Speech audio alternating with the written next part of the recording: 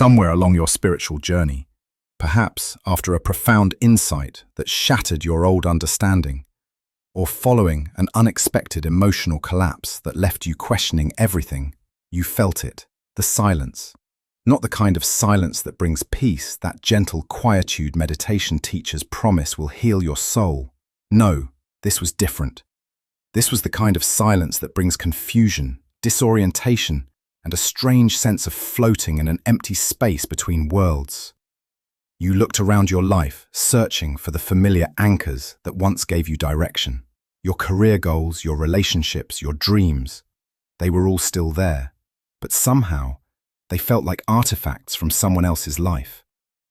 Then you looked within, diving deep into that inner landscape you'd been cultivating through years of spiritual practice. And there, nothing. Everything that once seemed to make perfect sense, your purpose, your identity, your place in the grand scheme of existence, now appeared distant, faded, almost unreal. Like trying to remember a vivid dream that slips away the moment you wake up.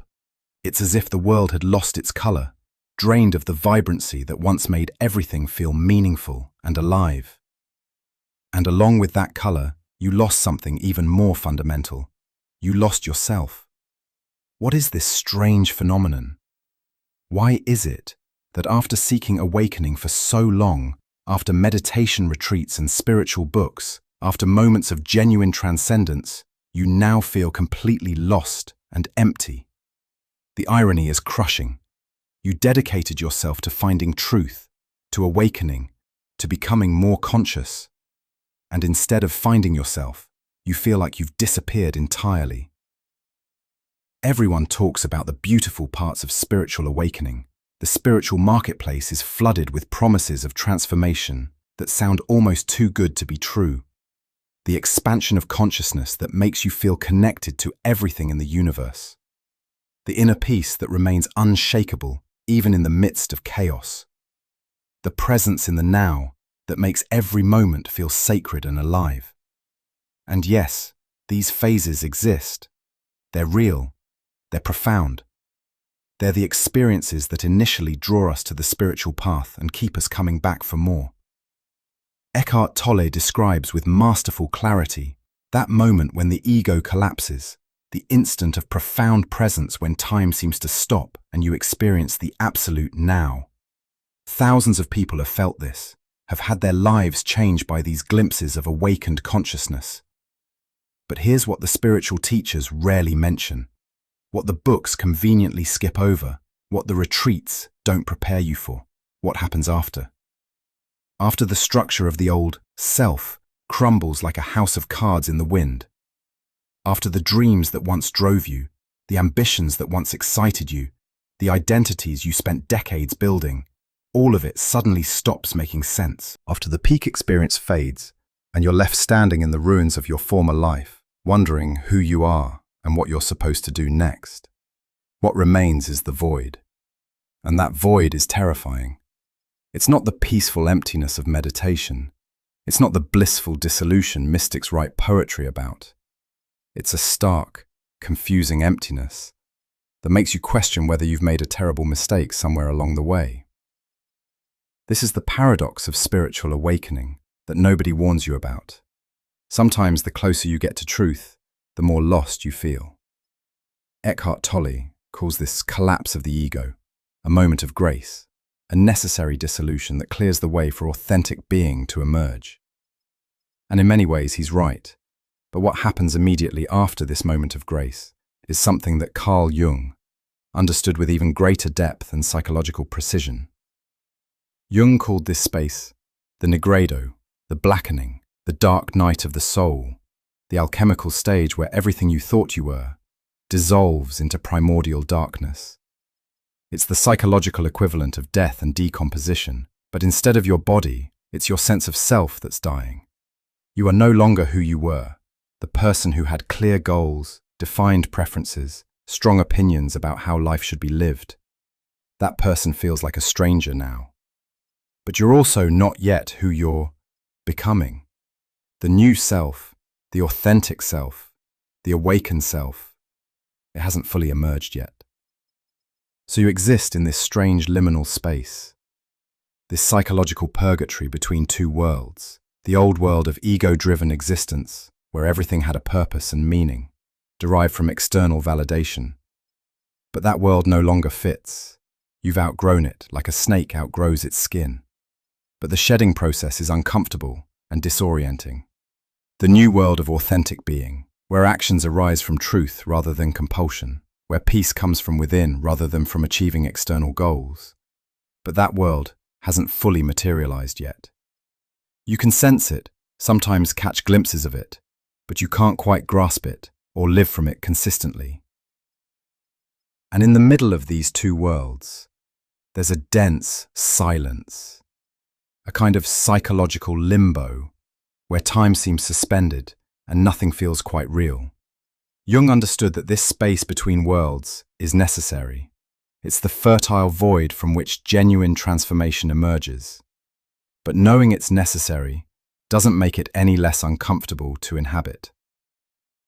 When you find yourself in this strange emptiness, your mind immediately starts generating explanations, most of them alarming.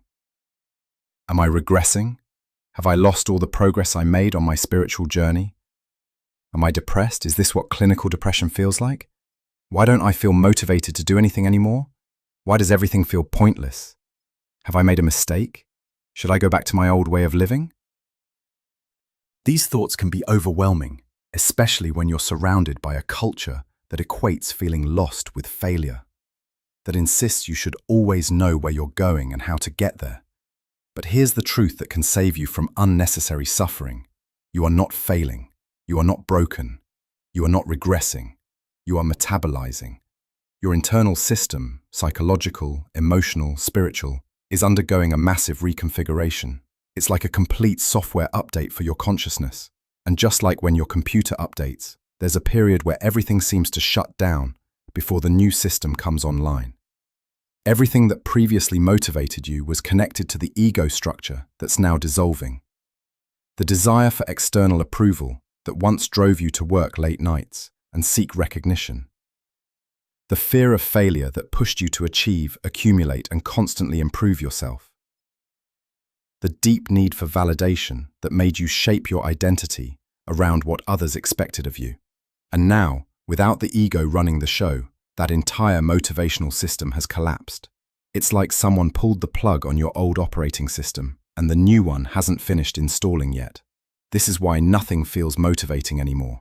This is why your old goals seem meaningless. This is why you feel like you're floating in space without gravity to orient you. The old fuel that powered your life, fear, desire, ambition, the need to prove yourself, has been cut off.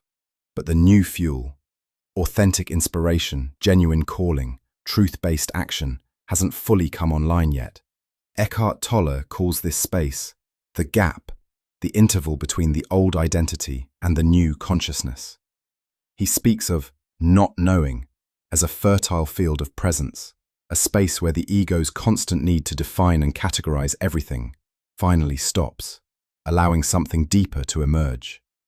For Tolle, this gap is sacred space. It's the pause between thoughts where pure consciousness can be directly experienced. It's the silence between notes that makes music possible. It's the emptiness that gives form, meaning. Carl Jung, approaching from a psychological rather than purely spiritual perspective, described this same phenomenon as the initial phase of individuation, the lifelong process of becoming who you truly are rather than who you think you should be. Jung saw this dark phase as absolutely necessary for psychological wholeness. He understood that the ego must be dethroned before the self, with a capital S, can emerge. The ego, with all its stories, defenses, and identifications, acts like a shell that must crack open for the deeper self to be born. Both perspectives point to the same fundamental truth. This void is not the end of your journey. It's the womb of transformation. It's not a sign that you've failed or gone backward. It's evidence that something profound is happening beneath the surface of your conscious awareness. But here's the challenging part. To allow this transformation to complete itself, you must be willing to stay in this uncomfortable space, You must breathe in the uncertainty, accept the not knowing, and permit the process to unfold in its own time. This requires a kind of courage that our culture doesn't teach us. We're conditioned to fix problems immediately, to always have a plan, to never admit we don't know what we're doing. But spiritual transformation asks us to do the opposite, to rest in the unknown and trust that something greater than our ego mind is orchestrating this change. And here's where the journey gets interesting. The new self doesn't announce itself with fanfare. It doesn't arrive with a detailed instruction manual or a clear mission statement. It doesn't emerge through a dramatic epiphany that suddenly makes everything clear. Instead, it arrives like a whisper. You might be sitting quietly one morning, not expecting anything particular, when you feel a subtle urge to move your body in a certain way. Not because you should exercise, not because you're trying to achieve a fitness goal, but because some deeper intelligence is gently suggesting movement. Or perhaps you're walking through your day, when a quiet desire to create something emerges, not because you want to become famous or make money or impress anyone, but because there's a gentle, creative impulse arising from somewhere deeper than your thinking mind. Maybe you notice a soft curiosity about something you'd never considered before, a subject, a practice, a way of being that intrigues you, not because it's practical or profitable, but because it resonates with something authentic in you. These whispers are completely different from the old, ego-driven motivations. They don't come with urgency or demands. They don't promise external rewards or threaten punishment if you ignore them. They simply arise, gentle and patient, like wildflowers growing through cracks in concrete. The old motivational system was like a drill sergeant shouting orders. You must achieve this, you must avoid that, you must be better, faster, more successful. It was driven by fear, comparison, and the constant need to prove your worth. The new motivational system is more like a wise friend offering gentle suggestions. What if you tried this? How would it feel to explore that? What would happen if you honored this quiet impulse? It's motivation arising from truth rather than compulsion, from curiosity rather than desperation, from love rather than fear. But here's the tricky part. These whispers are easy to miss if you're still waiting for the old kind of motivation to return.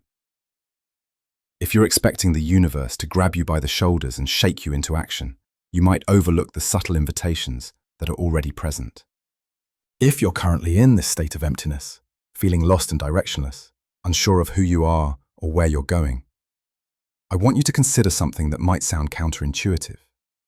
This confusion is not a problem to be solved. It's a sacred passage to be honored. The phase of feeling completely lost is actually proof that the old ego structure is genuinely dissolving. If you were still fully identified with your old self, you wouldn't feel lost. You'd feel secure in your familiar patterns, even if they weren't serving you.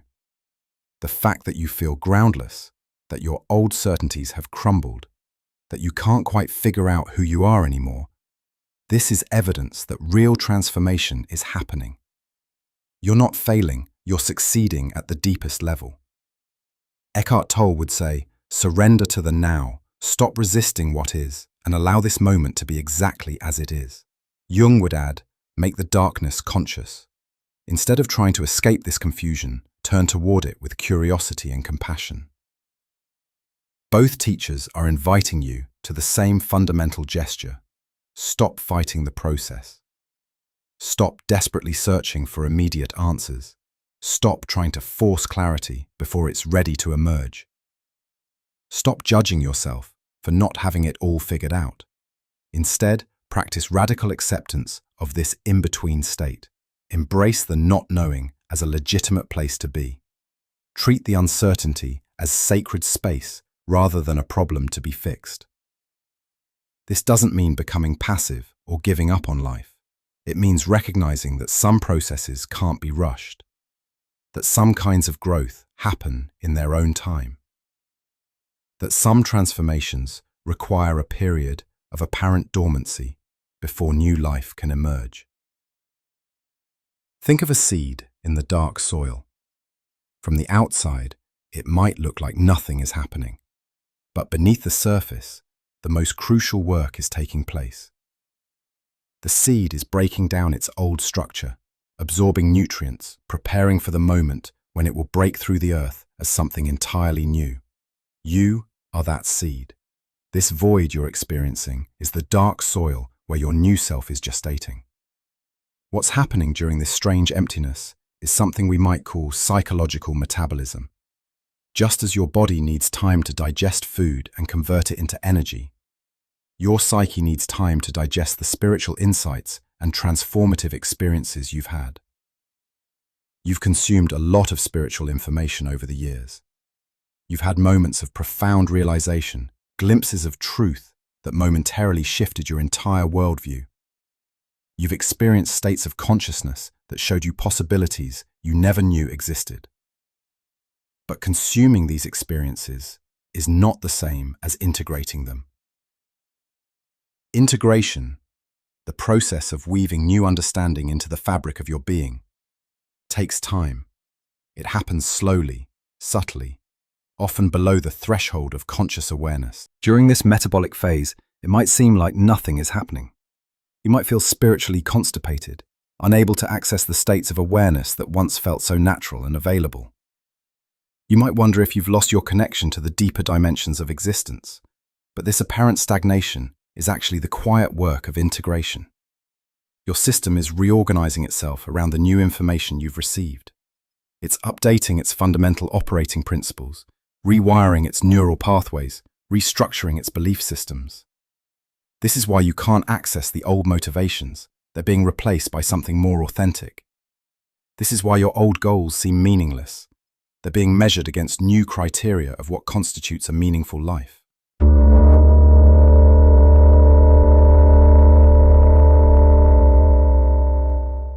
The person you were before is dying, and the person you're becoming is still forming. You're in the cocoon phase of transformation, where the caterpillar has dissolved, but the butterfly hasn't yet emerged. So how do you navigate this strange territory? How do you live in the space between worlds without losing your sanity or your sense of purpose?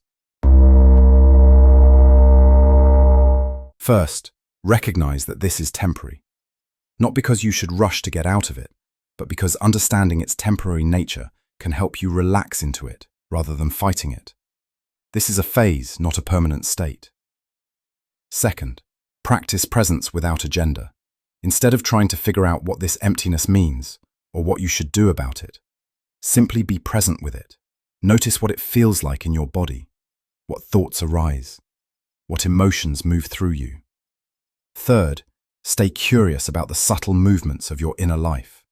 Pay attention to the whispers we talked about earlier, those gentle impulses that arise from somewhere deeper than your thinking mind. They might be faint at first, but your attention can help them grow stronger. Fourth, trust the process, even when you can't see where it's leading. This requires a kind of faith that goes beyond religious belief. Faith in the intelligence of transformation itself. Faith in your own capacity to navigate uncertainty. Faith that something meaningful is emerging, even when you can't yet perceive it. Fifth, take care of your basic needs without judgment. Eat nourishing food, get adequate sleep, move your body gently, spend time in nature. These simple acts of self-care can provide stability while your inner world is reorganizing. Finally, consider seeking support from others who have walked this path. Not everyone will understand what you're going through, but there are people who recognize this territory and can offer guidance without trying to fix you or rush you through it. As you learn to inhabit this void with grace, something remarkable begins to happen. Slowly, almost imperceptibly, a new kind of aliveness starts to emerge. It doesn't announce itself with drama or fanfare. It simply begins to be. You might find yourself naturally drawn to activities that feel genuinely nourishing, rather than just productive. You might discover interests you never knew you had, or rediscover passions you abandoned years ago. When life became too serious and goal-oriented, your relationships begin to shift as well. Some people, who are attracted to your old ego-driven self, might drift away, confused by your new lack of ambition or intensity. But other people, drawn to your growing authenticity, might enter your life in unexpected ways. you start to notice that your actions, when they arise, come from a different place. Instead of being driven by fear, obligation, or the need to prove yourself, they emerge from a quiet sense of rightness, a feeling that this is simply what wants to happen through you, in this moment.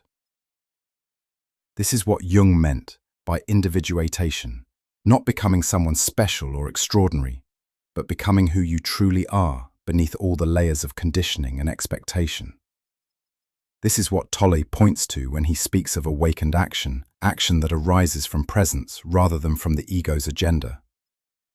It's not that you become passive or lose your capacity for effective action.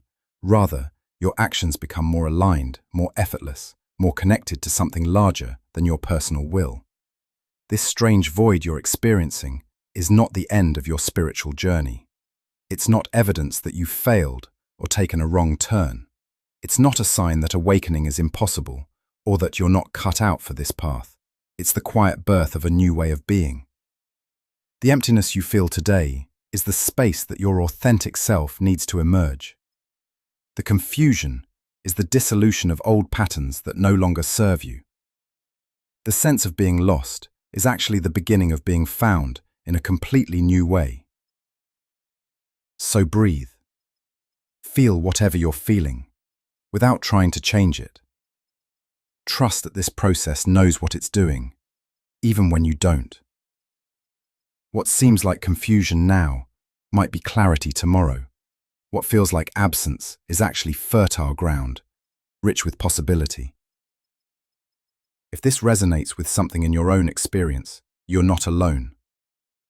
Many people are navigating this territory, learning to trust the intelligence of transformation, discovering that sometimes the most profound changes happen in the quietest moments. The awakening you've been seeking isn't just a peak experience or a moment of enlightenment. It's a complete reorganization of your being, a fundamental shift in how you relate to yourself and the world. And that kind of transformation takes time. It requires patience, compassion, and the willingness to trust what you cannot yet see. You are not broken. You are not lost. You are being remade, and that remaking is happening in the very void that frightens you, in the very emptiness that confuses you, in the very silence that seems so different from the peace you were promised. Trust the process, trust the void, trust the strange alchemy of transformation that knows how to turn lead into gold, caterpillars into butterflies, and the death of the old self into the birth of something infinitely more authentic and alive. Your time in the void is not wasted time. It's sacred time. It's the most important work you'll ever do, even though it looks like you're doing nothing at all. The person you're becoming is already here, waiting patiently in the silence, ready to emerge when the time is right. And when that emergence happens, you'll understand why the void was necessary, why the confusion was perfect, why the loss of your old self was actually the greatest gift you could have received. Until then, rest in the not knowing. Dance with the uncertainty, make friends with the emptiness. Your transformation is happening right now, in this very moment, in ways you cannot yet perceive, but will one day celebrate. You are being remade, and the void is your workshop.